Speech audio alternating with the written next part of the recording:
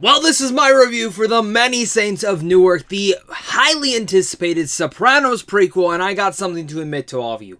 I've never seen The Sopranos. But hey, that's going to make for an interesting perspective, but if you have seen The Sopranos, please leave a comment so we can have a great discussion all down below, because this is pretty much why I wanted more from this film.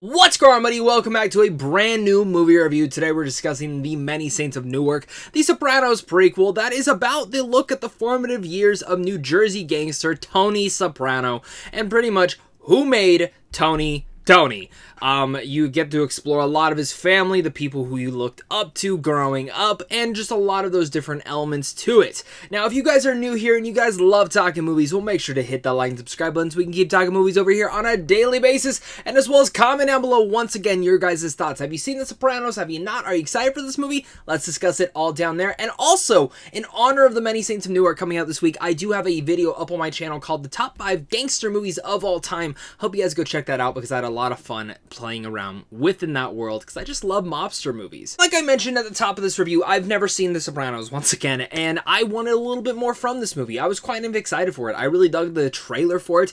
I was interested to see a prequel for this to get me more excited to finally start The Sopranos, and if there's one thing that this movie did make me excited to see, it made me excited to finally watch The Sopranos, because honest to God, I know if you have watched The Sopranos, and from people I discussed with after the screening who have seen The Sopranos, it seems like they like this movie a lot more than I did. And they still had some of the same cons that I did, but overall some of the things that I narratively had issues with, which we'll talk about, they liked more because some of these characters they do see in the Sopranos series. So they understood a little bit more of the background history to everyone.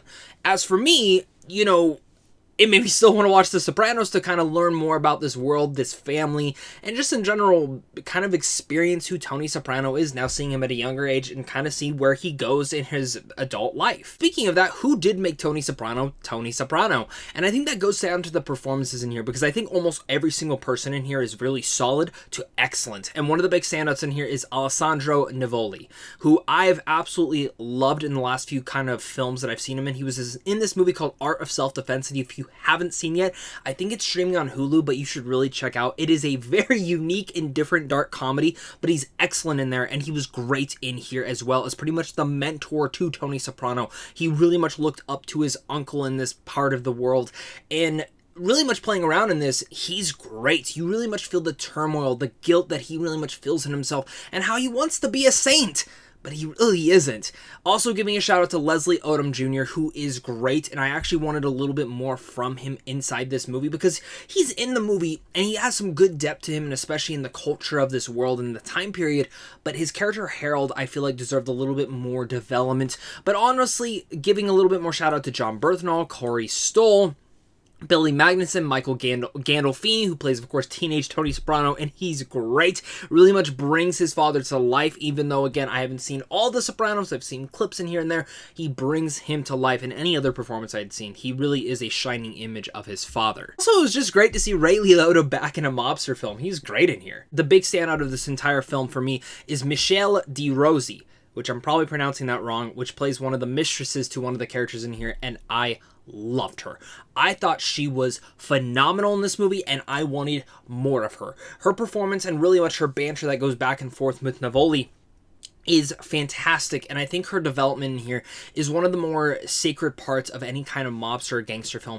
The women in these movies, just in any show, I feel like never get the front forward attention that they deserve because there's so much more background to them, and really there's just something about her background that I really much latched onto, and I appreciated her character and especially her performance, and I wish she was in the movie more. Sure, you keep hearing me say that word, more, because I wanted more from this movie. The performances were good, I dug the story overall, and I was entertained for the most part for the 2-hour runtime. But let's talk about why did I want more. And what I wanted more of is the fact that this did not feel like a movie. It felt like you took the best moments from a TV show and montaged it all together. There are many moments in here where I could not tell you anything about a character or an arc to them or even a development. And that even goes to characters that I assume are not even in The Sopranos because of certain things that happen to them throughout this film. And as I'm watching this, I'm like, there's no development to them. They're just a very atypical character that we've seen before in in a mobster film and you know exactly where they're gonna go, and then it happens. I understand that there are certain decisions that characters make in here that if you've seen The Sopranos, you kind of know the background of these characters a little bit more, so it's hard for me to kind of defer on that, but I have to, you know, as someone, again, as a movie, if I had never known what The Sopranos was and I just turned this on, I would have been expecting a little bit more from there. And, you know, we're going to defer if you have seen the show because, you know, when I look at other things like, say, Entourage, I loved the Entourage show and I really adored the movie because I like the show. And I'm sure if I go and watch The Sopranos, which I'm definitely making time for later this year, I'm probably going to reflect more on this movie and be like, okay, I appreciate it a little bit more. But as it's just a first-time watch, I expected more from the story, and just in general, how rushed it all felt. Again, it just felt like montaged moments happening with one another. It's like, oh, haphazard here, this event happened here, this event happened here, and I'm just trying to catch up and play catch-up the entire way through. And even speaking to someone who is a fan of The Sopranos, they also felt the same way.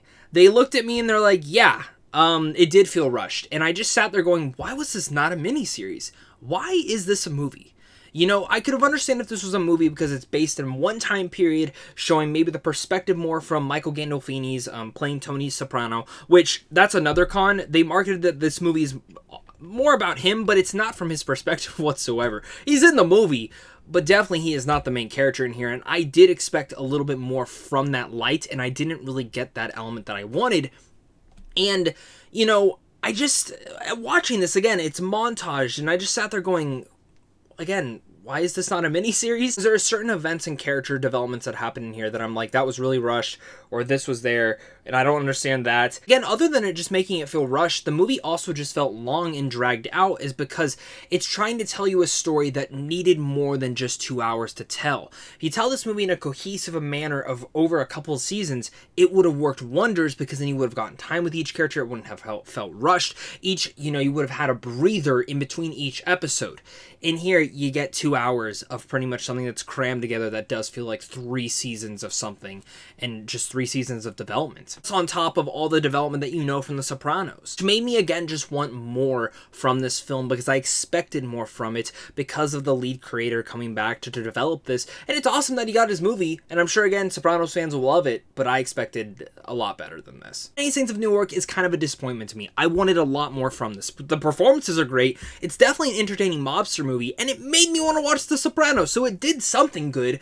But when it comes down to the overall story, it feels rushed in execution and just in general of its story beats. And it also feels dragged out and long because you don't get those breathers in between some of the most shocking moments and even explanations to those. I expected a lot more from this. I would still recommend it, especially if you like The Sopranos, but if you've never seen them yet, it's hard for me to recommend this one completely. I'm still positive on this one, but again, I wanted more. So with all that said, I'm going to give The Many Saints of Newark a C+. Thank you once again, guys, for clicking on this. You guys are seriously all the best. Can't wait to hear your guys' thoughts on this one. So make sure to leave a comment, hit that like and subscribe button, head on over to Sandwich One Films on how to see films early, and of course, it's a big thank you to you and a big thank you to my Patreon supporters, because without you, I wouldn't be able to do this. So of course, until next time, stay classy.